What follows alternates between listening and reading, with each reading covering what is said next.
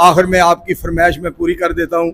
नस मुदी नस तेरी हो गई है हुण बस, जिहाद करो काफरां दे नाल विच कुरान दे आया है, जिहाद क़यामत तक जारी रहना पाक नबी फरमाया है, जो फरमान नबी प्यारे हुंदा है बरहक। नस मुदी नस तेरी हो गई है हुण बस। सुन लै मूदी गौर नाल, नबी पाक दे असी परवाने हाँ, कन खोल के गल साडी सुन लै, सहाबा दे असी दीवाने हाँ।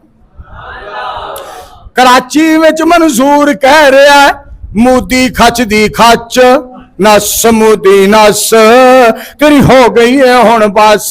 आसन सल्फी तेरा सिर पाड़ेगा, मंजूर भन्नेगा लत, नस मुदी नस तेरी हो गई है हुण बस। हुण मौलवी मंजूर तू तकरीर इत्थे ही कर दे बस।